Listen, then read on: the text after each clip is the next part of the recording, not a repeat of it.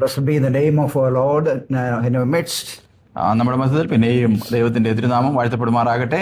We praise God for this opportunity God has given us again to sit before God's presence to study God's word. തിരുവചനം പഠിക്കുവാനായി ദൈവസന്നിധിയിലായിരിക്കാനായിട്ട് ദൈവം നമുക്ക് പിന്നെയും നൽകിയ നല്ല അവസരത്തിനായിട്ട് ദൈവത്തിന് സ്തോത്രം ചെയ്യാം. And it is indeed a great joy for us to learn from the book of Revelation. തീർച്ചയായും വെളിപ്പാട് പുസ്തകത്തിൽ നിന്ന് പഠിക്കുക എന്നുള്ളത് വളരെ അനുഗ്രഹിക്കപ്പെട്ട ഒരു സന്ദർഭമാണ്. We have seen from chapter 6 in the last class. കഴിഞ്ഞ ക്ലാസ്സിൽ നാം 6-ാം അധ്യായത്തിൽ നിന്നാണ് ചില കാര്യങ്ങൾ ശ്രദ്ധിച്ചത്. How the Antichrist appears in this world. ഈ ലോകത്തിൽ എങ്ങനെയാണ് അന്ത്യക്രിസ്തു അവതരിക്കുന്നത് എന്ന് നാം കണ്ടു. And we have seen from chapter 6 verses 1 and 2, he will come as a peacemaker. 6-ാം അധ്യായത്തിന്റെ 1-2 വാക്യങ്ങളിൽ നാം കണ്ടത് സമാധാനം സ്ഥാപിക്കുവാനായി ഒരുവൻ വരുന്നത് പോലെയാണ് അവൻ വരിക. There will not be any open war to subjugate the enemies. Rather, he would come as a nice person, as a peacemaker. ശത്രുക്കളെ കീഴടക്കുവാനായി ഒരു തുറന്ന യുദ്ധവുമായിട്ടല്ല താൻ കടന്നു വരുന്നത്, മറിച്ച് സമാധാനം സ്ഥാപിക്കുവാനായും അത്തരത്തിൽ മറ്റുള്ളവരെ വശീകരിക്കുവാനും അവന് കഴിയുന്നു. When the first seal is broken, then we see a cold war. 1-ാമത്തെ മുദ്ര പൊട്ടിച്ചു കഴിയുമ്പോൾ നാം ഒരു ശീതസമരം അവിടെ കാണുന്നു. Then we see when the second seal is opened, then we see an open war. പിന്നീട് നാം കണ്ടത് 2-ാമത്തെ മുദ്ര പൊട്ടിക്കുമ്പോൾ തുറന്ന ഒരു യുദ്ധത്തിലേക്ക് പോകുന്നു. And when the third seal is broken, we see a famine. 3-ാമത്തെ മുദ്ര പൊട്ടിക്കുമ്പോൾ ഒരു ക്ഷാമം കടന്നു വരുന്നു. And we know usually after a war there will be famine. പിന്നെ നമുക്കറിയാം തീർച്ചയായും ഒരു യുദ്ധത്തിന് ശേഷം ഒരു ക്ഷാമത്തിന്റെ അവസ്ഥ ഉണ്ടാകാറുണ്ട്. Then when the fourth seal is broken, we see death everywhere. പിന്നീട് നാം കാണുന്നത് 4-ാമത്തെ മുദ്ര പൊട്ടിച്ചപ്പോൾ എല്ലായിടത്തും മരണം വരുന്നു. And then we see in verse 9 onward, പിന്നീട് നാം 9-ാം വാക്യം മുതൽ കാണുന്നത് the fifth seal is broken. 5-ാമത്തെ മുദ്ര പൊട്ടിക്കുന്നു. There we see a martyrdom. തീർച്ചയായും ചിലർ രക്തസാക്ഷികളാകുന്ന ചിത്രമാണ് ഇവിടെ കാണുന്നത്. These are the people who will die for their testimony of the Lord Jesus Christ and for the word of God. കർത്താവായ യേശുക്രിസ്തുവിനെ കുറിച്ചും തിരുവചനത്തെ കുറിച്ചും സാക്ഷ്യം പറയുന്ന ചിലർ അത്തരത്തിൽ കൊല്ലപ്പെടുന്നു. And their souls are found and they are crying to the Lord for the vengeance on their enemies. അവരുടെ ആത്മാക്കൾ കരയുന്നു, അതുപോലെ ശത്രുക്കളുടെ മേൽ പ്രതികാരം ചോദിക്കുവാനായി അവർ ദൈവത്തിനോട് അപേക്ഷിക്കുന്നു. Then we come to the sixth seal. പിന്നീട് നാം 6-ാമത്തെ മുദ്ര പൊട്ടിക്കുന്നതിനെ കാണുന്നു. Chapter 6 is concluded with the sixth seal. 6-ാം അധ്യായം 6 മുദ്രകൾ കൊണ്ട് അവസാനിക്കുകയാണ്. 6-ാമത്തെ മുദ്ര കൊണ്ട് തീരുന്നു. We come across it from verse 12 to 17. 12 മുതൽ 17 വരെയുള്ള വാക്യങ്ങളിലാണ് നമ്മൾ കാണുന്നത്. We see many physical disturbances happening. അവിടെ ഭൗതികമായ അനേക കുഴപ്പങ്ങൾ ഉണ്ടാകുന്ന ആ ഭാഗത്ത് കാണുവാനായിട്ട് കഴിയും. Mainly 6 catastrophic events will be involved. ഭയാനകമായ ഏതാണ്ട് 6 സംഭവങ്ങൾ നമുക്ക് അവിടെ കാണുവാനായിട്ട് കഴിയും. Number 1, a great earthquake will occur. ഒന്ന്, വലിയ ഒരു ഭൂകമ്പം ഉണ്ടാകുന്നു. In the same book we come across earthquakes in 3 other occasions.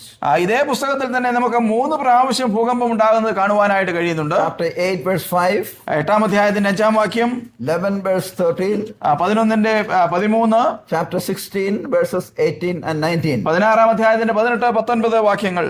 And we also see in verse 12, പിന്നീട് നാം 12-ാം വാക്യത്തിൽ തന്നെ കാണുന്നത് chapter 6, 6-ാം അധ്യായത്തിന്റെ 12-ാം വാക്യം, the sun became black as sackcloth made of hair. നാം കാണുന്നത് സൂര്യൻ കരിമ്പടം പോലെ കറുത്തു എന്നാണ്.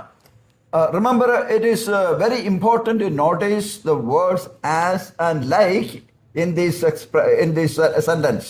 ഈ വാചകത്തിലുള്ള അല്ലെങ്കിൽ ഈ വാക്യത്തിലുള്ള വാക്കുകൾ നാം വളരെ സൂക്ഷിച്ച് നാം ശ്രദ്ധിക്കേണ്ടതാണ്. And we have seen the other class. These are also mentioned in the Olivet Discourse of our Lord Jesus Christ. നാം ഒരു കാര്യം കഴിഞ്ഞ ദിവസം ഓർക്കുകയുണ്ടായി. കർത്താവിന്റെ ഒലിവുമല പ്രഭാഷണത്തിലും ഇതേ കാര്യങ്ങൾ അതല്ലെങ്കിൽ ഇതേ വാക്കുകൾ ഉപയോഗിക്കുന്നത് കാണുവാനായിട്ട് കഴിയും. In the book of Joel chapter 2 verses 28 onward we read the same thing. ഇതേ കാര്യം തന്നെ നമുക്ക് യോവേൽ പ്രവചനത്തിന്റെ 2-ാം അധ്യായത്തിന്റെ 28-ാം വാക്യം മുതൽ കാണുവാനായിട്ട് കഴിയും. At the time of the day of the Lord these things will happen. യഹോവയുടെ നാളിൽ അല്ലെങ്കിൽ കർത്താവിന്റെ നാളിൽ ഈ കാര്യങ്ങൾ ഉണ്ടാകും എന്ന് നാം അവിടെ വായിക്കുന്നു. And thirdly, the moon will become red as blood. പിന്നീട് നാം അതേ വാക്യത്തിൽ കാണുന്നത് മൂന്നാമതായിട്ട് ചന്ദ്രൻ മുഴുവനും രക്തതുല്യമായി തീർന്നു. Then fourthly, പിന്നീട് നാലാമത്തെ കാര്യം, and the stars of the sky fell to the earth, verse 13. 13-ാം വാക്യത്തിലേക്ക് വരുമ്പോൾ നമുക്ക് കാണുന്നത് ആകാശത്തിലെ നക്ഷത്രങ്ങൾ ഭൂമിയിൽ വീണു. And we further read in verse 14. പിന്നീട് നാം 14-ാം വാക്യത്തിലേക്ക് വരുമ്പോൾ, And the sky was split apart like a scroll when it is rolled up. പുസ്തകച്ചുരുൾ ചുരുട്ടും പോലെ ആകാശം മാറിപ്പോയി. And number 6, പിന്നീട് 6-ാമത്തെ വാക്യം, verse 14, every mountain and island will be moved out of their places. 6-ാമതായിട്ട് നാം 14-ാം വാക്യത്തിന്റെ 2-ാം ഭാഗത്ത് കാണുന്നത് എല്ലാ മലയും ദ്വീപും സ്വസ്ഥാനത്ത് നിന്ന് ഇളകിപ്പോയി. And see, there will be earthquakes everywhere happening. എല്ലായിടത്തും ഭൂകമ്പങ്ങൾ ഉണ്ടാകുന്നത് കാണുവാൻ കഴിയും.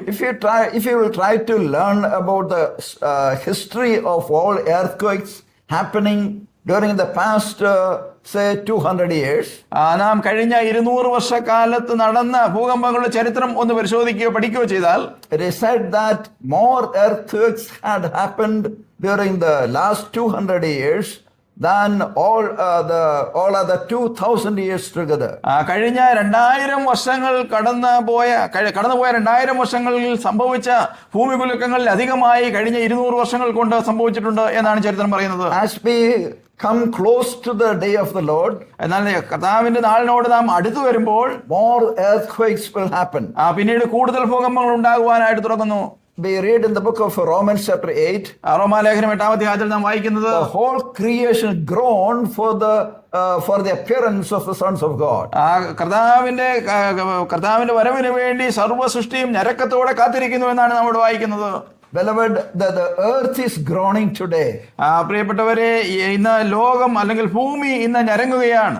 And during the tribulation times there will be many more earthquakes happening. പിന്നീട് മഹോപദ്രവ കാലഘട്ടത്തിലേക്ക് വരുമ്പോൾ ഇതിലധികമായി ധാരാളം ഭൂകമ്പങ്ങൾ ഉണ്ടാകാൻ പോകുന്നു. And further we read in verses 15 onward. പിന്നീട് നാം 15-ാം വാക്യം മുതൽ വായിക്കുന്നത്, And the kings of the earth and the great men and the commanders and the rich and the strong and every slave and freemen hid themselves in the caves and among the rocks of the mountains, and they said to the mountains and to the rocks, fall on us and hide us from the presence of him who sits on the throne and from the wrath of the Lamb.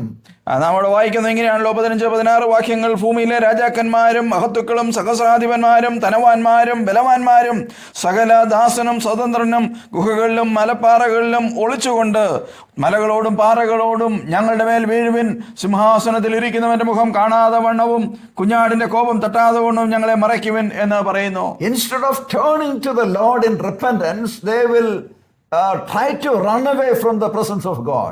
മാനസാന്തരപ്പെട്ട് കർത്താവിലേക്ക് തിരിയുന്നതിന് പകരമായി കർത്താവിന്റെ സാന്നിധ്യത്തിൽ നിന്ന് അവർ ഒളിച്ചോടുവാനായിട്ട് അല്ലെങ്കിൽ ഓടിക്കളയുവാൻ ശ്രമിക്കുകയാണ്. They realize the fact that it is the wrath of the Lamb that was coming upon them. കുഞ്ഞാടിന്റെ കോപമാണ് അവരുടെ മേൽ വരുന്നത് എന്നുള്ളത് അവർ തിരിച്ചറിയുന്നുണ്ട്. But they are not able to repent of their sins. എന്നാൽ അവരുടെ പാപങ്ങളെ കുറിച്ച് അവരുടെ തെറ്റുകളെ കുറിച്ച് മാനസാന്തരപ്പെടുവാൻ അവർക്ക് മനസ്സില്ല. ഇപ്പോൾ They rather would like to die, and they were saying that let the rocks and mountains fall on us. മരിക്കുവാൻ അവർ തയ്യാറാണ്, കുന്നുകളും പാറകളും ഞങ്ങളുടെ മേൽ വീഴട്ടെ എന്ന് അവർ പറയുകയാണ്. But they are not willing to repent of their sins. എന്നാൽ അവരുടെ പാപങ്ങളെ ഓർത്ത് മാനസാന്തരപ്പെടുവാൻ അവർക്ക് മനസ്സില്ല. This is the usual things happening in the world. ലോകത്തിൽ നടക്കുന്ന ഒരു സാധാരണ സംഭവമാണിത്. We misunderstand many times. We think that when struggles come, then people will turn to God. പലപ്പോഴും നാം ഇങ്ങനെ തെറ്റിദ്ധരിക്കാറുണ്ട്. പ്രശ്നങ്ങൾ വരുമ്പോൾ നാം കർത്താവിലേക്ക് തിരിയും എന്ന് നാം ചിന്തിക്കും. But that's not true. എന്നാൽ അത് ശരിയല്ല.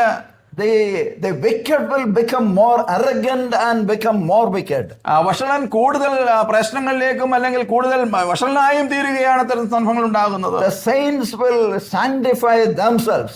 വിശുദ്ധന്മാർ തങ്ങളെ തന്നെ പിന്നെയും കൂടുതൽ വിശുദ്ധീകരിക്കും. On the other hand, the wicked will always turn their back against God, and they will try to to curse God. എന്നാൽ മറിച്ച് വഷളന്മാർ പിന്നെയും കർത്താവിനെ ശപിച്ചുകൊണ്ട് കർത്താവിൽ നിന്ന് പിന്നെയും ഓടുന്ന ഒരു അനുഭവമാകും ഉണ്ടാവുക. This is what we see down through the centuries. നൂറ്റാണ്ടുകളുടെ ചരിത്രം പരിശോധിച്ചാൽ നമുക്ക് ഇതാണ് മനസ്സിലാകുന്നത്. Now, when we come to chapter 7, പിന്നീട് നാം 7-ാം അധ്യായത്തിലേക്ക് വരുമ്പോൾ there we see an interlude. ഇവിടെ ഒരു ഇടവേളയെ കാണുവാനായിട്ട് കഴിയും. When we come to chapter 7, we come across two groups of people who will be saved during the tribulation time. 7-ാം അധ്യായത്തിലേക്ക് വരുമ്പോൾ രണ്ട് കൂട്ടം ജനത്തെ നമുക്ക് കാണുവാനായിട്ട് കഴിയും. അവർ മഹോപദ്രവ കാലത്ത് മാനസാന്തരപ്പെട്ടവരോ ആ രീതിയിൽ രക്ഷിക്കപ്പെട്ടവരോ ആണ്. Chapter 6 concluded with this question, for the great day of their wrath has come, and who is able to stand? 6-ാം അധ്യായം അവസാനിക്കുന്ന വലിയൊരു ചോദ്യം ചോദിച്ചിട്ടാണല്ലോ, അവരുടെ മഹാകോപ ദിവസം വന്നു, ആർക്ക് നിൽക്കുവാൻ കഴിയും എന്ന് പറയുന്ന വലിയൊരു ചോദ്യം. In chapter 7 we see a group of people who will stand in spite of the tribulation that would come upon the people. 7-ാം അധ്യായത്തിലേക്ക് വരുമ്പോൾ ജനത്തിന്റെ മേൽ വരാനുള്ള വലിയ മഹോപദ്രവ കാലഘട്ടത്തിലും ഉറച്ചു നിൽക്കുന്ന ചിലരെയാണ് നമുക്ക് ഇവിടെ കാണുവാൻ കഴിയുന്നത്. The judgment during the tribulation period is interrupted with the mercy of God. തീർച്ചയായും ആ മഹോപദ്രവ കാലഘട്ടത്തിൽ ഉണ്ടാകുന്ന ദൈവത്തിന്റെ ന്യായവിധിയുടെ മധ്യത്തിലും ദൈവത്തിന്റെ ആ ഒരു കൃപ ചിലരുടെ മേൽ വരികയും അതിനെ തത്സമയത്തേക്ക് നിർത്തുകയും ചെയ്യുന്നു. When we come to chapter 7, പിന്നീട് നാം 7-ാം അധ്യായത്തിൽ വരുമ്പോൾ verses 1 to 3 we read about the suspension of judgment. 1 മുതൽ 3 വരെയുള്ള വാക്യങ്ങളിലേക്ക് വരുമ്പോൾ നമുക്ക് കാണുവാൻ കഴിയുന്ന ന്യായവിധി കുറച്ചു കാലത്തേക്ക് നിർത്തൽ ചെയ്യുന്നതാണ്.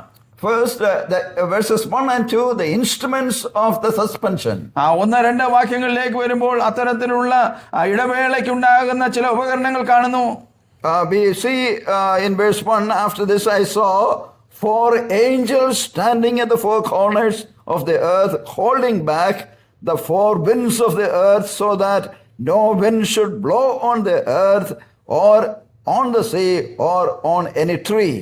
7-ാം അധ്യായത്തിന് 1-ാം വാക്യം നാം ഇങ്ങനെയാണ് വായിക്കുന്നത്, അതിന്റെ ശേഷം ഭൂമിയിലും കടലിന്മേലും യാതൊരു വൃക്ഷത്തിന്മേലും കാറ്റ് ഊതാതിരിക്കേണ്ടതിന് 4 ദൂതന്മാർ ഭൂമിയിലെ 4 കാറ്റും പിടിച്ചുകൊണ്ട് ഭൂമിയുടെ 4 കോണിലും നിൽക്കുന്നത് ഞാൻ കണ്ടു. In verse 2 we see another angel ascending from the rising of the sun. 2-ാം വാക്യത്തിലേക്ക് വരുമ്പോൾ മറ്റൊരു ദൂതൻ അവിടെ നിന്ന് കയറുന്നത് നമുക്ക് കാണുവാനായിട്ട് കഴിയും. He's having the seal of the living God. അവൻ ജീവനുള്ള ദൈവത്തിന്റെ മുദ്രയുമായാണ് വരുന്നത്. And he cried with a loud voice to the 4 angels to whom it was granted to harm the earth and the sea. Do not harm the earth or the sea or the trees until we have sealed a number of people. നാം തുടർന്ന് വായിക്കുന്നത്, അവൻ ഭൂമിക്കും സമുദ്രത്തിനും കേടുവരുത്തുവാൻ അധികാരം ലഭിച്ച 4 ദൂതന്മാരോട് ഉറക്കെ വിളിച്ചു പറയുന്ന ചില വാക്കുകളാണ് 3-ാം വാക്യത്തിൽ വായിക്കുന്നത്. നമ്മുടെ ദൈവത്തിന്റെ ദാസന്മാരുടെ നെറ്റിയിൽ ഞങ്ങൾ മുദ്രയിട്ട് കഴിയുവോളം ഭൂമിക്കും സമുദ്രത്തിനും വൃക്ഷങ്ങൾക്കും കേടുവരുത്തരുത് എന്ന് ഉറക്കെ വിളിച്ചു പറഞ്ഞു. God will use his agents to execute his judgment. ദൈവത്തിന്റെ ന്യായവിധി നടപ്പാക്കുവാനായി തന്റെ ദൂതന്മാരെ അല്ലെങ്കിൽ തന്റെ വൃന്ദത്തെ ദൈവം ഉപയോഗിക്കുമെന്നുള്ളത് ശരിയാണ്. At the same time he will use them to suspend any kind of judgment. അതേ സമയം തന്നെ ചില സമയത്തേക്ക് ന്യായവിധി നിർത്തൽ ചെയ്യുവാനായും തന്നെ ദൂതന്മാരെ ദൈവം ഉപയോഗിക്കുന്നു. We see in the scriptures the angels have a very vital role to play in the lives of the redeemed. തിരുവചനത്തിൽ ആകമാനം നാം പരിശോധിച്ചാൽ നമുക്ക് മനസ്സിലാക്കുവാൻ കഴിയുന്ന ഒരു കാര്യം, വീണ്ടെടുക്കപ്പെട്ട ദൈവജനത്തിന്റെ ജീവിതത്തിൽ വളരെ നിർണായകമായ കാര്യങ്ങൾ ചെയ്യുവാനായി ദൈവം അത്തരത്തിൽ ദൂതന്മാരെ ഉപയോഗിക്കുന്നുണ്ട്. They are the invisible agents of God whom he had appointed for the service of God's people. ദൈവജനത്തെ ശുശ്രൂഷിക്കുവാനായി ദൈവം നിയമിച്ചാക്കിയിരിക്കുന്ന അദൃശ്യ ശക്തികൾ, അതല്ലെങ്കിൽ അദൃശ്യ ഭടന്മാരാണവർ. In Hebrews chapter 1 verse 14 we read, എബ്രായ ലേഖനം 1-ാം അധ്യായത്തിന്റെ 14-ാം വാക്യത്തിൽ നാം വായിക്കുന്നത്, they are the servants of those who will be redeemed. വീണ്ടെടുക്കപ്പെടുവാനുള്ളവരുടെ ദാസന്മാരായാണ് അവരെ വെച്ചിരിക്കുന്നതെന്നാണ്. And they are our servants. നമ്മുടെ ദാസന്മാരാണവർ. Angels are mighty. ദേവദൂതന്മാർ തീർച്ചയായും ശക്തിയുള്ളവരാണ്. They are innumerable. അവർ ധാരാളം എണ്ണമുണ്ട്. They are wiser than us. നമ്മേക്കാൾ അധികം ബുദ്ധിയുള്ളവരാണ് അവർ. And they are the invisible spirit beings. അവർ തീർച്ചയായും അദൃശ്യമായ ആത്മാക്കളാണ്. ആ രീതിയിലാണ് അവർ പരിവർത്തിക്കുന്നത്. At the same time they assist us. അതേസമയം തന്നെ അവർ നമ്മെ സഹായിക്കും. Even in the book of Corinthians, 1 Corinthians chapter 11 verse 5, കൊരിന്ത്യർ ലേഖനത്തിലേക്ക് വരുമ്പോൾ 1 കൊരിന്ത്യർ 11:5 നാം We വായിക്കുന്നത് read the presence of angels in the midst of the saints when they are gathered. വിശുദ്ധന്മാർ കൂടി വരുന്ന സന്ദർഭത്തിൽ അവരുടെ മധ്യത്തിലും ദൂതന്മാർ ആ രീതിയിൽ വരുന്നതിനെ കുറിച്ച് നമുക്ക് കാണുവാനായിട്ട് കഴിയും. The women ought to cover their head for the sake of the angels. നാം അവിടെ വായിക്കുന്നത് സ്ത്രീകൾ മൂടുപടം ഇടേണ്ടത് അല്ലെങ്കിൽ തല മറയ്ക്കേണ്ടത് ദൂതന്മാർ മുഖാന്തരമാണ് അല്ലെങ്കിൽ കാരണമാണെന്നവിടെ വായിക്കുന്നു. Now in the book of Revelation chapter 7, നാം പിന്നീട് ഈ വെളിപ്പാട് പുസ്തകം 7-ാം അധ്യായത്തിൽ we read about how God would use his angels. എങ്ങനെയാണ് ദൈവം തന്റെ ദൂതന്മാരെ പ്രയോജനപ്പെടുത്തുന്നത് അല്ലെങ്കിൽ ഉപയോഗിക്കുന്നത് എന്ന് കാണുന്നു. There are 67 other references for the word angel in this book. ഈ പുസ്തകത്തിൽ തന്നെ ദൂതൻ എന്നുള്ള നിലയിൽ നമുക്ക് ദേവദൂതന്മാരെ 67 പ്രാവശ്യം പരാമർശിക്കുന്നത് കാണുവാൻ കഴിയും. John first saw 4 angels standing in the 4 corners of the earth. യോഹന്നാൻ ആദ്യം കണ്ടത് ഭൂമിയുടെ 4 കോണിലും നിൽക്കുന്ന 4 ദൂതന്മാരെയാണ്. And they control the winds from the 4 corners. ഇവിടെ നാം കാണുന്നത് അവർ ഭൂമിയുടെ 4 കോണിൽ നിന്നിട്ട് അവർ കാറ്റിനെ ആ രീതിയിൽ നിയന്ത്രിക്കുന്നു. We know that if there is no wind, there cannot be any rain. നമുക്കറിയാം കാറ്റില്ലെങ്കിൽ ഭൂമിയിൽ മഴയുണ്ടാവുകയില്ല. And again when we come to chapter 14 and verse 18, പിന്നീട് നാം 14-ാം അധ്യായത്തിന്റെ 18-ാം വാക്യത്തിലേക്ക് വരുമ്പോൾ there we read about the angel of fire. നമ്മവിടെ തീയുടെ ദൂതനെ കാണുന്നു. Chapter 16 verse 5, 16:5 there we read about the angel of waters. നമ്മുടെ വായിക്കുന്നത് ജലാധിപതിയായ ദൂതൻ. So God will use these agents to control the various powers on this earth. ദൈവം തന്റെ ദൂതന്മാരെ ഇത്തരത്തിൽ ഭൂമിയുടെ വിവിധങ്ങളായ ശക്തികളെ നിയന്ത്രിക്കുവാനായി അയക്കുന്നുണ്ട്. Then we read John saw the 5th angels. പിന്നീട് നാം കാണുന്നത് യോഹന്നാൻ കണ്ടത് 5-ാമതൊരു ദൂതനെയാണ്. Verse 2. 2-ാം വാക്യം. And what is he doing? ദൂതൻ എന്താണ് ചെയ്യുന്നത്? And he comes from the rising of the sun. നാം അവിടെ വായിക്കുന്നത് കിഴക്ക് നിന്ന് കയറുന്നു എന്നാണ് വായിക്കുന്നത്. സൂര്യൻ ഉദിക്കുന്ന ഭാഗം എന്നുള്ള നിലയിലാണ് അതിനെ കാണുന്നത്. And he was also given a special mission in relation to 144,000. ഈ 144,000 പേരോടുള്ള ബന്ധത്തിൽ തനിക്കും പ്രത്യേകമായ ഒരു ദൗത്യം കൊടുത്തിരിക്കുന്നത് കാണുവാൻ കഴിയും. God uses his angels. ദൈവം തന്റെ ദൂതന്മാരെ തീർച്ചയായും പ്രയോജനപ്പെടുത്തുന്നുണ്ട്, ഉപയോഗിക്കുന്നുണ്ട്.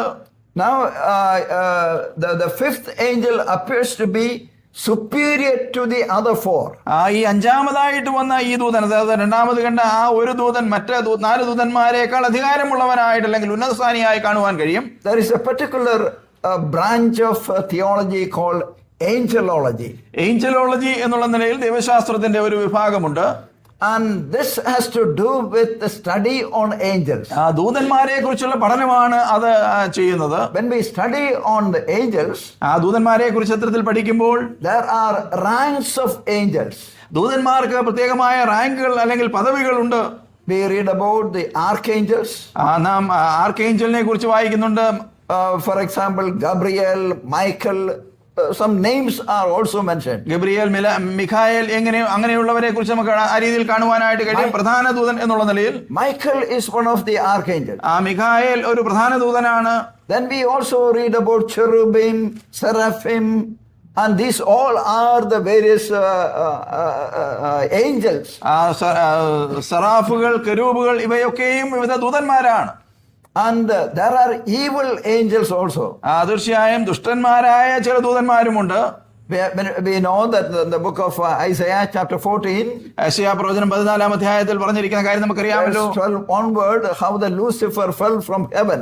12-ാം വാക്യം മുതൽ നാം താഴേക്ക് വരുമ്പോൾ എങ്ങനെയാണ് ലൂസിഫർ സ്വർഗത്തിൽ നിന്ന് വീണുപോയത് എന്നുള്ളത് നാം He കാണുന്നു. was an angel. താനൊരു ദൂതനായിരുന്നു. Probably he was one of the archangels. ഒരുപക്ഷേ താൻ ഒരു പ്രധാന ദൂതൻ എന്നുള്ള പദവി വഹിച്ചിരുന്നവനായിരിക്കണം. About his beauty and about his splendor we read in the book of Ezekiel chapter 28 from verse 15.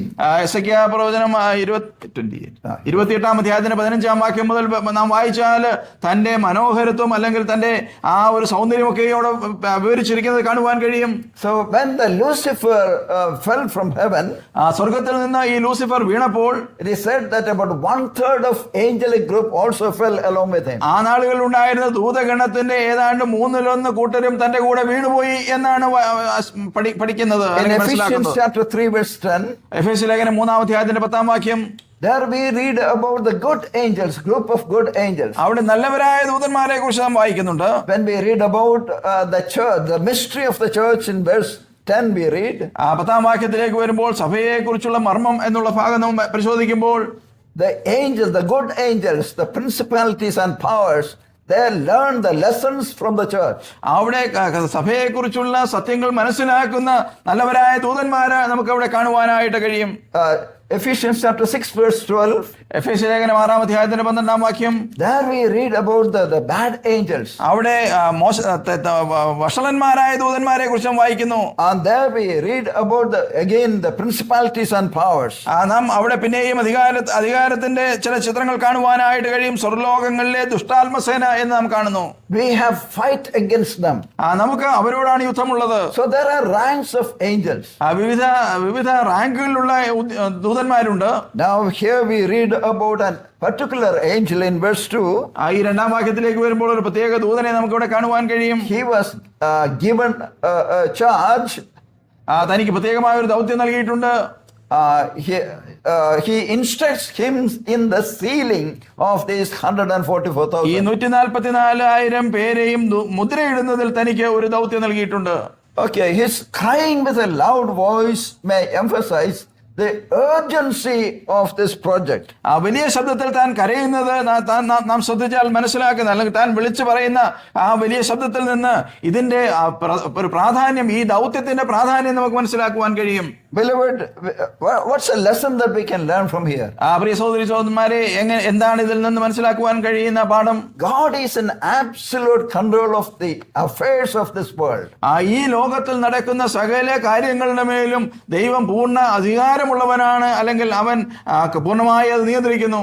When the things seem to be in a wrong direction, തെറ്റായ ഒരു ദിശയിലേക്ക് കാര്യങ്ങൾ പോകുന്നു എന്ന് നമുക്ക് തോന്നുമ്പോൾ, remember that God is still on the throne and He is in control. ഒരു കാര്യം നാം മനസ്സിലാക്കണം, ദൈവം സിംഹാസനത്തിൽ തന്നെ ഇരിക്കുകയും താൻ സകലവും നിയന്ത്രിക്കുകയും ചെയ്തുകൊണ്ടാണ് ഇരിക്കുന്നത്. Nothing goes out of His control. ദൈവത്തിന്റെ നിയന്ത്രണം വിട്ട ഒരു കാര്യവും സംഭവിക്കുന്നില്ല. This is the God whom we serve. ഇത്തരത്തിലൊരു ദൈവത്തെയാണ് നാം ആ രീതിയിൽ സേവിക്കുന്നത്. Then again in verse 3, പിന്നീട് നാം 3 വാക്യത്തിലേക്ക് വരുമ്പോൾ, the intent or the purpose of the suspension of the judgment. ന്യായവിധി നിർത്തൽ ചെയ്തതിന്റെ കാരണം എന്താണ്, അതിന്റെ ഉദ്ദേശം എന്താണ് എന്ന് കാണുവാൻ കഴിയും. There we read that a certain group may be sealed, and then there should not be any judgment. ചില കൂട്ടരെ ആ രീതിയിൽ മുദ്രയിട്ട് കഴിയുവോളം നിങ്ങൾ ഇനി ഉപദ്രവം ഉണ്ടാക്കരുത് എന്നാണ് അവിടെ പറയുന്നത്. Here we read, my bond servants may be sealed. നാം അവിടെ വായിക്കുന്നത്, ദൈവത്തിന്റെ ദാസന്മാരുടെ നെറ്റിയിൽ ഞങ്ങൾ മുദ്രയിടണം. Yeah, they are described in verses 4 to 8.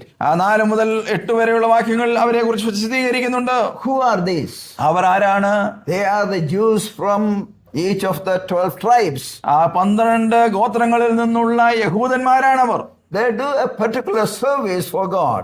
ദൈവത്തിന് വേണ്ടി ഒരു പ്രത്യേക ശുശ്രൂഷ ആ നാളുകളിൽ ചെയ്യുന്നവരാണവർ. In some way they are sealed on their foreheads. ചില രീതിയിൽ അവരുടെ നെറ്റിയിൽ അവർക്ക് മുദ്ര നൽകപ്പെടുന്നു. We are not sure whether it's going to be a visible mark or an invisible mark. ദൃശ്യമായ ഒരു അടയാളമായിരിക്കുമോ അല്ലെങ്കിൽ അദൃശ്യമായ ഒരു അടയാളമായിരിക്കുമോ എന്നൊന്നും നമുക്കറിയുകയില്ല. But the text says that they will be sealed. എന്നാൽ അവിടെ എഴുതപ്പെട്ടിരിക്കുന്നത് അവർക്ക് മുദ്രയിടും എന്ന് തന്നെയാണ്. For example, we are sealed by the Holy Spirit. ഉദാഹരണമായി പറഞ്ഞാൽ നാം പരിശുദ്ധാത്മാവിനാൽ മുദ്രയിടപ്പെട്ടവരാണ്. Ephesians chapter 4 verse 30. എഫേസ്യ ലേഖനം 4 അധ്യായത്തിന്റെ 13 വാക്യം. Is there any visible seal seen on us? നമ്മുടെ മേൽ ഏതെങ്കിലും ദൃശ്യമായ അല്ലെങ്കിൽ കാണപ്പെടുന്ന ഏതെങ്കിലും മുദ്ര നമുക്ക് കാണുവാൻ കഴിയുമോ അത്തരത്തിൽ? No, there is no visible seal. നമുക്ക് തീർച്ചയായും ദൃശ്യമായ അത്തരത്തിലുള്ള ഒരു മുദ്ര കാണുവാൻ കഴിയില്ല. Similarly, we read here about this 144,000. അതുപോലെ തന്നെ 244,000 പേരെ കുറിച്ച് നമുക്കിവിടെ കാണുവാൻ കഴിയുന്നത്. And we do not know whether the seal is visible or invisible. അവർക്ക് ഇടുന്ന മുദ്ര, അവർക്ക് ലഭിക്കുന്ന മുദ്ര കാണപ്പെടുന്നതാണോ അല്ലെങ്കിൽ കാണപ്പെടാത്തതാണോ എന്ന് നമുക്കറിയുകയില്ല. Quoting Ezekiel chapter 9 verse 4, some are of the opinion that this is going to be a visible sign. Ezekiel 9:4 പറഞ്ഞിരിക്കുന്നത് ആ രീതിയിൽ വായിക്കുന്ന ചിലർ പറയുന്നത് ഇത് കാണപ്പെടുന്ന ഒരു മുദ്രയായിരിക്കുമെന്നാണ്. Or it may be like the glory with which Moses' face shone. അല്ലെങ്കിൽ ഒരുപക്ഷെ മോശയുടെ മുഖം ആ രീതിയിൽ പ്രകാശിതമായതുപോലെയുള്ള ഒരു അനുഭവമായിരിക്കാം. In chapter 13 verse 16 we read about the mark of the Antichrist. 13-ാം അധ്യായത്തിന്റെ 16-ാം വാക്യത്തിലേക്ക് വരുമ്പോൾ അന്തിക്രിസ്തുവിന്റെ ഒരു മുദ്രയെ കുറിച്ച് നാം വായിക്കുന്നുണ്ട്. So when we study all these seals, we cannot come to a conclusion whether it's going to be a visible or invisible sign. ഈ മുദ്രകളെ കുറിച്ചൊക്കെ നാം വിശദമായി പഠിക്കുമ്പോൾ നമുക്ക് ഒരു കാര്യം അറിയുവാൻ കഴിയും, ഇത് ദൃശ്യമായ ഒരു മുദ്രയായിരിക്കുമോ അതോ അദൃശ്യമായ ഒരു മുദ്രയായിരിക്കുമോ എന്ന് നമുക്ക് വശമില്ല. Whatever may be, they will be sealed. അത് എന്ത് തന്നെയാകട്ടെ അവർ തീർച്ചയായും മുദ്രയിടപ്പെടും. Okay, then we will see the number of the people who will be sealed. പിന്നീട് നമുക്ക് കാണുവാൻ കഴിയുന്നത് ഈ മുദ്രയിടപ്പെടുന്നവരുടെ ഒരു സംഖ്യയാണ്. Okay, there are 3 problems in the list. 3 പ്രശ്നങ്ങൾ ഈ രീതിയിൽ ഈ ലിസ്റ്റിൽ നമുക്ക് കാണുവാൻ കഴിയും. 3 വിഷയങ്ങൾ. Due to lack of time, we are not reading the whole thing. സമയത്തിന്റെ പരിമിതി മൂലം അത് മുഴുവൻ നാം വായിക്കാനായിട്ട് ആഗ്രഹിക്കുന്നില്ല. Here we read about the list of the 12 tribes. 12 ഗോത്രങ്ങളെ കുറിച്ച് അവിടെ നാം വായിക്കുന്നു. The first problem in this list is the inclusion of Levi among the 12 tribes. 12 ഗോത്രങ്ങളുടെ കൂട്ടത്തിൽ ലേവിയെയും ഉൾപ്പെടുത്തിയിരിക്കുന്നതാണ് ഒരു വിഷയം. Normally, Levi, being the priestly tribe, was considered to have no separate inheritance among the 12 tribes. സാധാരണമായി ലേവി ഗോത്രം അവർ പുരോഹിത ശുശ്രൂഷയ്ക്ക് നിയോഗിക്കപ്പെട്ടവരായതുകൊണ്ട് സാധാരണ 12 ഗോത്രങ്ങൾക്ക് അവകാശം പറയുന്ന കൂട്ടത്തിൽ അവരെ കുറിച്ച് പറയാറില്ല. But they are given certain cities. അവർക്ക് ചില പട്ടണങ്ങൾ എന്നാൽ പകരം നൽകപ്പെട്ടിട്ടുണ്ട്. But they don't have other inheritance. അവർക്ക് മറ്റ് അവകാശങ്ങളൊന്നും അവിടെ കൊടുത്തിട്ടില്ല. Perhaps Levi is included here because the priests were spiritual leaders of the nations. ഒരുപക്ഷെ ലേവി ഗോത്രത്തെയും ഇവിടെ പറഞ്ഞിരിക്കുന്നതിന്റെ കാരണം ലേവി ഗോത്രത്തിലുള്ളവർ ഒരുപക്ഷെ ആ രാജ്യത്തിന്റെ ആത്മീയ നേതൃത്വത്തിലുള്ളവരായിരിക്കണം, അതുകൊണ്ടായിരിക്കണം. Even the Old Testament we see the leader, the priests were the leaders even in the political field. പഴയ നിയമ കാലഘട്ടത്തിലേക്ക് നാം പരിശോധിച്ചാൽ അല്ലെങ്കിൽ തിരിഞ്ഞു നോക്കിയാൽ നമുക്ക് മനസ്സിലാക്കുവാൻ കഴിയുന്നത് രാഷ്ട്രീയ സാഹചര്യങ്ങളിലും ചുറ്റുപാടുകളിലും ആ ലേവി ഗോത്രത്തിൽ നിന്നുള്ള നേതാക്കന്മാർ തന്നെയാണ് നേതൃത്വത്തിലുണ്ടായിരുന്നത്. They were the advisors of the kings. അവർ രാജാക്കന്മാരുടെ ഉപദേശകരായിരുന്നു. Even at this time these Levites will have some vital role to play. ഈ നാം പരിശോധിക്കുന്ന കാലഘട്ടത്തിലും ഒരുപക്ഷെ ലേവി ഗോത്രത്തിലുള്ള പുരോഹിതന്മാർക്ക് ചില പ്രധാന ദൗത്യങ്ങൾ ഉണ്ടായിരുന്നിരിക്കണം. The next problem is the mention of Joseph instead of Ephraim. രണ്ടാമത് നാം കാണുന്ന പ്രശ്നം എന്നുള്ളത് യോസഫിന്റെ പേര് എഫ്രൈമിന് പകരം ആ രീതിയിൽ പറയുന്നു. Normally Manasseh and Ephraim are both mentioned since they both received an equal portion of territory along with the rest of the tribes. സാധാരണയായി അത്തരത്തിൽ പട്ടികയിടുമ്പോൾ മനശ്ശെയും എഫ്രൈമും 2 പേരായിട്ടാണ് പറയപ്പെടുന്നത്. കാരണം അവർക്ക് മറ്റ് ഗോത്രങ്ങൾക്ക് ലഭിച്ചതുപോലെ ഒരു തുല്യാവകാശം ലഭിച്ചിരുന്നു. But of course a double number is counted in this list. നമുക്കിവിടെ കാണുവാൻ കഴിയുന്നത് ഒരു ഇരട്ടി പങ്കിന്റെ ഓഹരി ഉണ്ട് അവിടെ. But under the names of Joseph and Manasseh rather than Ephraim and Manasseh. ഇവിടെ എഫ്രൈം മനശ്ശെ എന്ന് പറയുന്നതിന് പകരം യോസെഫ് മനശ്ശ എന്നിങ്ങനെയാണ് പറയപ്പെടുന്നത്. Ephraim is excluded. എഫ്രൈം ഇവിടെ കാണുന്നില്ല ഈ പട്ടികയിൽ. And instead of that Moses' name is mentioned. അതിന് പകരമായി മോശയുടെ പേർ പറയപ്പെടുന്നു. Then third problem, why was Dan omitted in the list? മൂന്നാമത്തെ ഒരു പ്രശ്നം എന്നുള്ളത് എന്തുകൊണ്ടാണ് ദാൻ ആ രീതിയിൽ പട്ടികയിൽ നിന്ന് ഒഴിവാക്കപ്പെടുന്നത്? Sorry, it was not Moses, Joseph's name. Joseph ആയിരുന്നു, മോശയല്ല. Sorry. Okay. So, third problem, why was Dan omitted in the list? മൂന്നാമത്തെ പ്രശ്നം എന്നുള്ളത് ദാൻ എന്തുകൊണ്ടാണ് ഈ പട്ടികയിൽ നിന്ന് There could ഒഴിവാക്കപ്പെട്ടിരിക്കുന്നത്? be three reasons. മൂന്ന് കാരണങ്ങൾ ഒരുപക്ഷെ ഉണ്ടായേക്കാം. One is in order to include Levi in the list. ഒരുപക്ഷെ ലേവിയുടെ പേര് അവിടെ പറയേണ്ടത് വന്നതുകൊണ്ടായിരിക്കാം. The second reason could be the repeated idolatry of Dan. രണ്ടാമത് ഒരുപക്ഷെ ഉണ്ടാകാനുള്ള ഒരു കാരണം എന്നുള്ളത് ദാൻ പിന്നെയും പിന്നെയും വിഗ്രഹാരാധനയിലേക്ക് പോയ അനുഭവങ്ങൾ ഉണ്ടായിരുന്നു. Even Ephraim also also had idolatry as part of their lifestyle.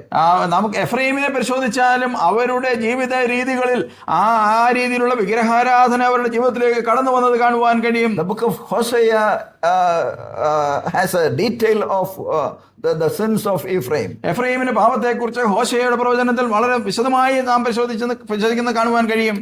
Leviticus chapter 24 verse 11, Judges 18 verses 1 and 2, chapters 30 and 31, 1 Kings chapter 12, 28 to 29. In all these passages we find the idolatry of Dan. ദാനിന്റെ ഒരു വിഗ്രഹാരാധനയുടെ അനുഭവം നമുക്ക് ഈ ഭാഗങ്ങളിലൊക്കെയും കാണുവാനായിട്ട് കഴിയും. ലേവ്യ പുസ്തകം 24:11, ന്യായാധിപന്മാരുടെ പുസ്തകം 18:1-2 വാക്യങ്ങൾ, 30-31 അധ്യായങ്ങൾ, 1 രാജാക്കന്മാർ 12:28-29 വാക്യങ്ങൾ. And the third reason why Dan was omitted, മൂന്നാമത് ഒരുപക്ഷെ അതിന്റെ കാരണം ദാനിനെ പറയാതിരുന്നതിന്റെ കാരണം ഒരുപക്ഷെ some people believe that Antichrist might come from this tribe. ചിലർ വിശ്വസിക്കുന്നത് അന്തിക്രിസ്തു ആ ഗോത്രത്തിൽ നിന്ന് കടന്നു വരും എന്നാണ്.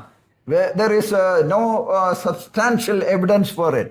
അതിന് പ്രത്യേകമായ ഒരു കാരണം അല്ലെങ്കിൽ ഒരു വിശദീകരണം നമുക്ക് നൽകുവാൻ കഴിയുകയില്ല. But we should remember that the exclusion of these tribes are not permanent. നാം ഒരു കാര്യം മനസ്സിലാക്കേണ്ടത്, ഇത്തരത്തിൽ ചില ഗോത്രങ്ങളെ ഒഴിവാക്കിയിരിക്കുന്നത് ഒരു സ്ഥായിയായ സ്ഥിരമായ ഒഴിവാക്കലല്ല. In Ezekiel chapter 48 verse 1, Ezekiel പ്രവചനം 48-1 വാക്യം and 48 verse 32, 48-32, there we read about the tribe of Dan again. നാം പിന്നെയും ദാൻ ഗോത്രത്തെ നാം പിന്നെയും അവിടെ കാണുന്നു പട്ടികയിൽ. During the millennial reign of Christ, even the tribe of Dan will have a vital role to play. ക്രിസ്തുവിന്റെ സഹസ്രാബ്ദ വാഴ്ചയുടെ കാലഘട്ടത്തിലും ദാൻ ഗോത്രത്തിന് വളരെ പ്രത്യേകമായ ഒരു പങ്ക് വഹിക്കുവാനുണ്ട്. Okay, so we read about the 12 tribes are selected, and 144,000 are sealed from these 12 tribes. നാം ഈ ഭാഗത്ത് കാണുന്നത് 12 ഗോത്രങ്ങളും അത്തരത്തിൽ തിരഞ്ഞെടുക്കപ്പെടുകയും 12 ഗോത്രങ്ങളിൽ നിന്ന് 144,000 പേർ മുദ്രയിടപ്പെടുകയും ചെയ്യുന്നതാണ്. So what do we learn from here? ഇവിടെ നിന്ന് നാം എന്താണ് പഠിക്കുന്നത്? Many say that the 12 tribes are lost in the world. They don't have any identity now. പലരും പറയുന്ന അല്ലെങ്കിൽ മനസ്സിലാക്കുന്ന ഒരു കാര്യം, ഈ 12 ഗോത്രങ്ങളും ഇന്ന് ലോകത്തിൽ നഷ്ടപ്പെട്ട ഒരവസ്ഥയിലാണ്. അവർക്ക് പ്രത്യേകമായ ഒരു അസ്തിത്വമില്ല. When the 2 tribes were taken to Babylonian captivity in 586, 586 2 ഗോത്രങ്ങളെ അത്തരത്തിൽ ബാബിലോന്യ അടിമത്തത്തിലേക്ക് പിടിച്ചുകൊണ്ടുപോയപ്പോൾ BC 586, and then they all returned after 70 years. 70 വർഷക്കാലത്തിന് ശേഷം അവർ മടങ്ങി വന്നു. Some of them stayed back in Babylon.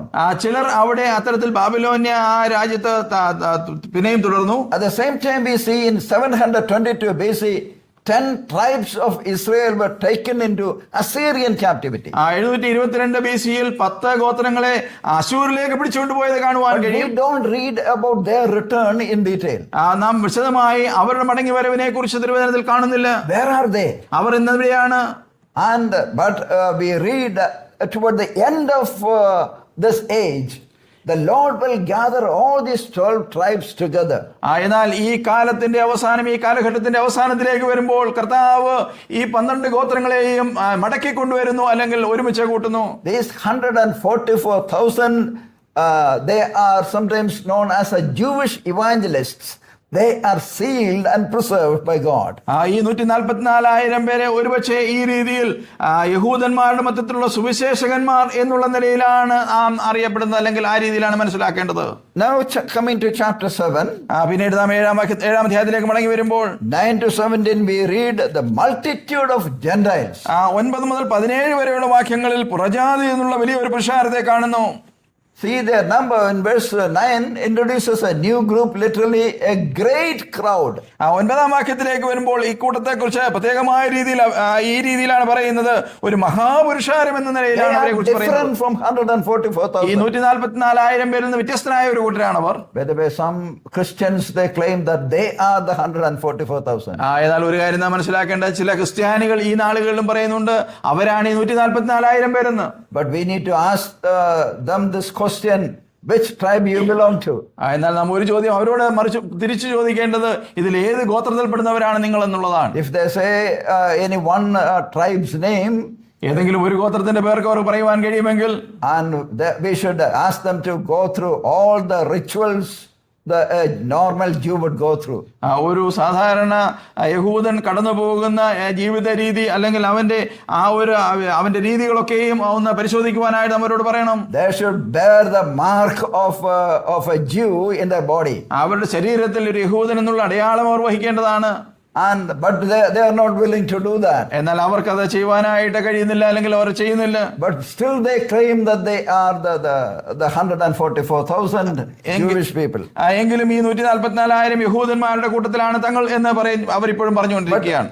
Look at this crowd. They are different from 144,000. എന്നാൽ നാം ഇപ്പോൾ വായിച്ച ഈ ഭാഗത്തുള്ള കൂട്ടം എന്നുള്ളത് ഈ 144,000 പേരിൽ നിന്ന് വ്യത്യസ്തനായ ഒരു കൂട്ടമാണ്. They are innumerable. നമുക്ക് എണ്ണിക്കൂടാത്ത ഒരു മഹാപുരുഷാരം എന്നാണ് കാണുന്നത്. Again, their nationalities. അതുപോലെ അവരുടെ അവർ വന്നിരിക്കുന്ന രാജ്യങ്ങൾ. Remember, this 144,000 are all Israelites. നാം മനസ്സിലാക്കേണ്ടത് ഈ 144,000 പേരും ഇസ്രായേൽ ജാതിയിൽ നിന്നുള്ളവരാണ്. But this group consists of all nationalities. ഇവിടെ നാം ഈ ഒരു കൂട്ടരെ കുറിച്ച് വായിക്കുന്നവർ സകല ജാതികളിൽ നിന്നും വന്നവരാണ്. Thirdly, about their nature. അവരുടെ രീതി എന്നുള്ളത്, they are described as wearing white robes and holding palms in their hands. അവിടെ നാം വായിക്കുന്നവർ വെള്ള നിലയങ്കി ധരിച്ച് കയ്യിൽ കുരുത്തോലയുമായാണ് നിൽക്കുന്നത്. And verse 9, 9-ാം വാക്യം, they are clothed in white robes and the palm branches in their hands. അവർ നമ്മൾ വായിക്കുന്നത് വെള്ള നിലയങ്കി ധരിച്ച് കയ്യിൽ കുരുത്തോലയുമായി നിൽക്കുന്നു. That means they are the redeemed people. They were rejoicing in the presence of God. അത് നമ്മോട് പറയുന്ന കാര്യം, അവർ വീണ്ടെടുക്കപ്പെട്ടവരാണ്. അവർ കർത്താവിന്റെ സന്നിധാനത്തിൽ അവർ സന്തോഷിക്കുന്ന അനുഭവത്തിലാണ്. They possess a salvation. അവർക്ക് രക്ഷയുടെ അനുഭവമുണ്ട്. They sing praises to the Lord. അവർ കർത്താവിന് സ്തോത്രം പാടുന്നവരാണ്. The palms apparently denote rejoicing and victory. അവരുടെ ശബ്ദം തീർച്ചയായും സന്തോഷത്തിന്റെയും വിജയത്തിന്റേതുമാണ്. John chapter 12 verse 13, we read. യോഹന്നാന്റെ സുവിശേഷം 12-ാം അധ്യായത്തിന്റെ 13-ാം വാക്യത്തിൽ നാം വായിക്കുന്നത്, there we read that the only other reference for palm, കുരുത്തോലയുടെ മറ്റൊരു ചിത്രം നമുക്ക് അവിടെ മാത്രമാണ് കാണുവാൻ കഴിയുന്നത്. the Greek language, യവന ഭാഷയിൽ, ഗ്രീക്ക് ഭാഷയിൽ. and also in Nehemiah chapter 8 verse 17. നെഹമ്യാ പ്രവചനം 8:17, there also we see the same word. അവിടെയും ഈ കുരുത്തോലയെ കുറിച്ച് നമ്മൾ വായിക്കുന്നു. Okay, then coming to the praise for their salvation. അവരുടെ രക്ഷയ്ക്കായി അവർ പറയുന്ന സ്തോത്രം ആണ് തുടർന്ന് കാണുന്നത്. 10 to 12. 10 മുതൽ 12 വരെയുള്ള വാക്യങ്ങൾ. The redeemed multitude cry an ascription to praise to God and to the Lamb for their salvation. വീണ്ടെടുക്കപ്പെട്ട ഈ ജനം തങ്ങളുടെ രക്ഷയെക്കുറിച്ച് കുഞ്ഞാടിന് അവർ അത്യുച്ചത്തിൽ ആർത്ത് സ്തോത്രം ചെയ്യുകയാണ്. Salvation to our God who sits on the throne and to the Lamb. രക്ഷ എന്നുള്ളത് സിംഹാസനത്തിലിരിക്കുന്നവനായ നമ്മുടെ ദൈവത്തിന്റെയും കുഞ്ഞാടിന്റെയും ദാനം. Notice the statement here. ഈ പ്രത്യേക പ്രസ്താവന ശ്രദ്ധിക്കുക. When people of this world will look at the earth is controlled by the Antichrist. Someone else is on the throne. ഈ ലോകത്തിലുള്ളവരെ ആ രീതിയിൽ അന്തിക്രിസ്തു നിയന്ത്രിച്ചു കൊണ്ടിരിക്കുകയാണ്. മറ്റൊരുവനാണ് അവിടെ സിംഹാസനത്തിൽ ഇപ്പോൾ ഇരിക്കുന്നത്. But the redeemed will see another Messiah on the throne. എന്നാൽ വീണ്ടെടുക്കപ്പെട്ടവർ സിംഹാസനത്തിലിരിക്കുന്ന മറ്റൊരു മെശിയയാണ് കാണുന്നത്. Redeemed will have an inner sight to see the invisible. വീണ്ടെടുക്കപ്പെട്ടവർക്ക് അദൃശ്യമായ ഒരു നേതൃത്വത്തെ അല്ലെങ്കിൽ സിംഹാസനത്തിനെ കാണുവാനായിട്ട് കഴിയും. Beloved brothers and sisters, we should remember that all the authorities are given by the Lord. പ്രിയ സഹോദരി സഹോദരന്മാരെ, ഒരു കാര്യം നാം മനസ്സിലാക്കേണ്ടത്, സകല അധികാരവും കർത്താവ് അല്ലെങ്കിൽ ദൈവം നൽകുന്നതാണ്. Ultimately, God is on the throne. ആത്യന്തികമായി ദൈവമാണ് സിംഹാസനത്തിലിരിക്കുന്നത്.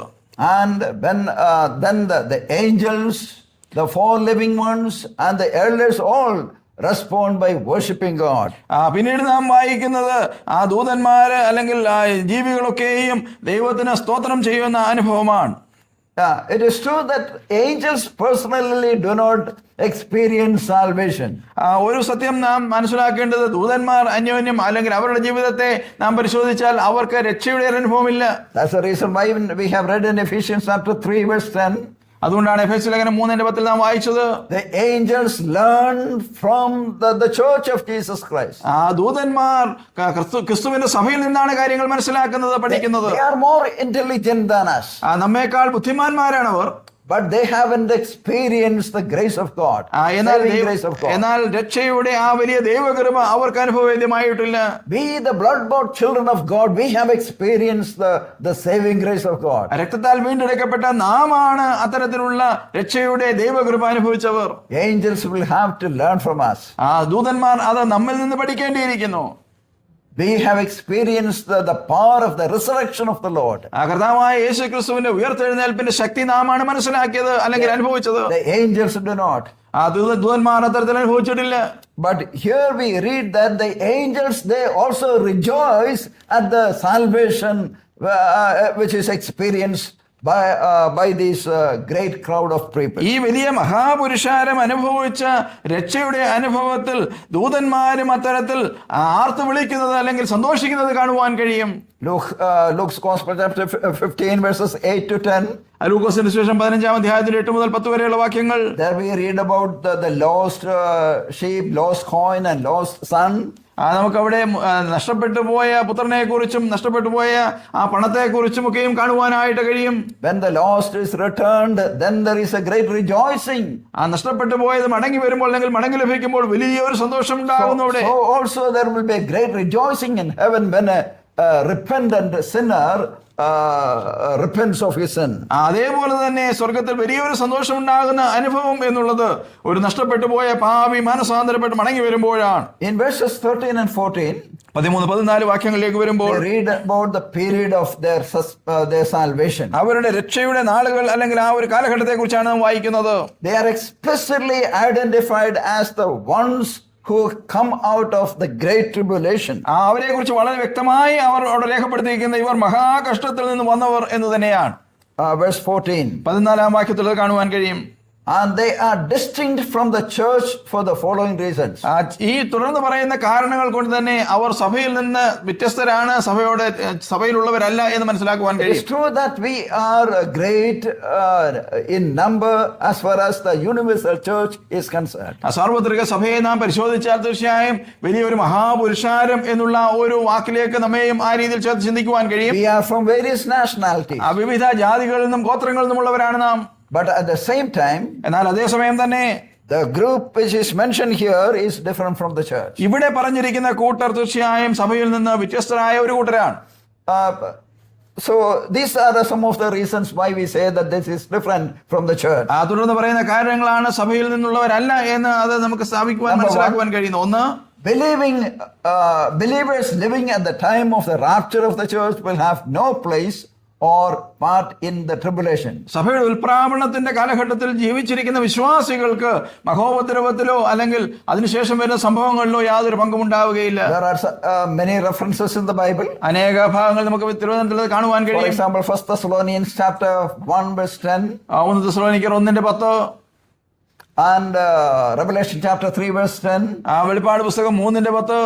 All these references tell that the church will be kept out of the tribulation. ഈ ഭാഗങ്ങളൊക്കെയും നമ്മോട് പറയുന്നത് സഭ മഹോപദ്രവത്തിൽ നിന്ന് വീണ്ടെടുക്കാൻ രക്ഷിക്കപ്പെടും എന്നാണ്. The second reason, രണ്ടാമത്തെ കാരണം, these people will live during some of the tribulation days.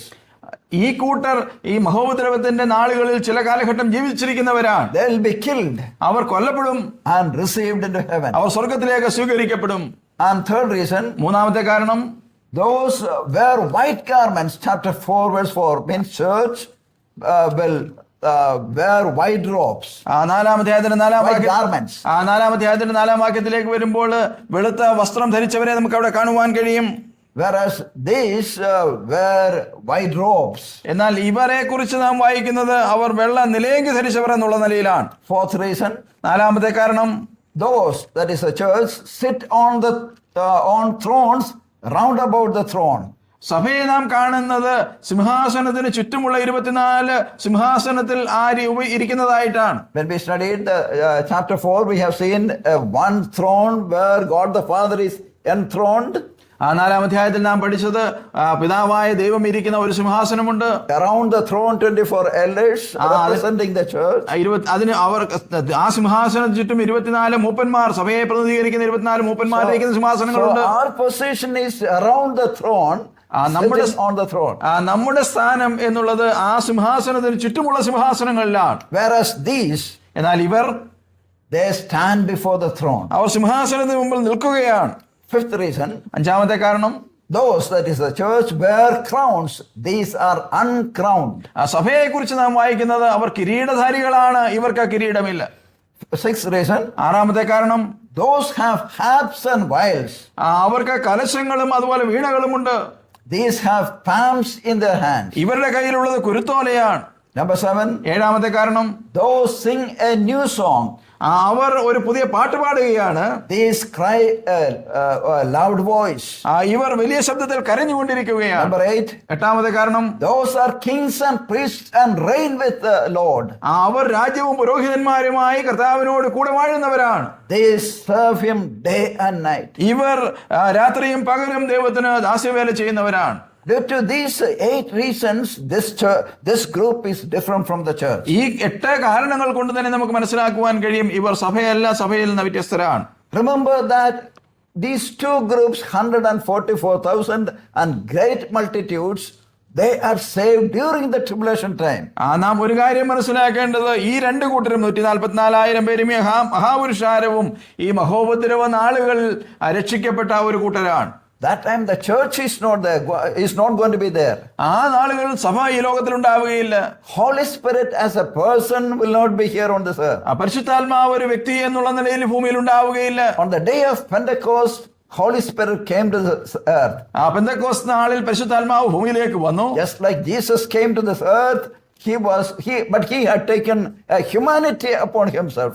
കർത്താവായ യേശുക്രിസ്തു ഒരു മനുഷ്യത്വം എടുത്ത് ഭൂമിയിലേക്ക് വന്നതുപോലെ തന്നെ he had a physical form when he came. കർത്താവിന് ശാരീരികമായ ഒരു രൂപമുണ്ടായിരുന്നു കടന്നു when വന്നപ്പോൾ. the Holy Spirit came, he did not have any physical form. എന്നാൽ പരിശുദ്ധാത്മാവ് ഭൂമിയിലേക്ക് വന്നപ്പോൾ തനിക്ക് ഒരു ശാരീരിക രൂപമുണ്ടായിരുന്നില്ല. But now he is there in this world, equipping the church so that we may be conform more like our Lord Jesus Christ. എന്നാൽ ഈ നാളുകളിൽ പരിശുദ്ധാത്മാവ് ഈ നാളുകളിൽ ലോകത്തിൽ ഉണ്ടായിരിക്കുന്നത് നാം ക്രിസ്തുവിനോട് കൂടുതൽ അനുരൂപപ്പെടുവാനായി നമ്മെ ശക്തിപ്പെടുത്തേണ്ടതിന്, സഭയെ ശക്തിപ്പെടുത്തേണ്ടതിനാണ്. Even in the absence, the physical absence of the Holy Spirit in this world, ഈ ഭൂമിയിൽ പരിശുദ്ധാത്മാവിന്റെ ആ ശാരീരികമായ സാന്നിധ്യം ഇല്ലാതിരിക്കുന്ന ഒരു കാലഘട്ടത്തിലും there will be a great number of believers saved, converted or saved and martyred.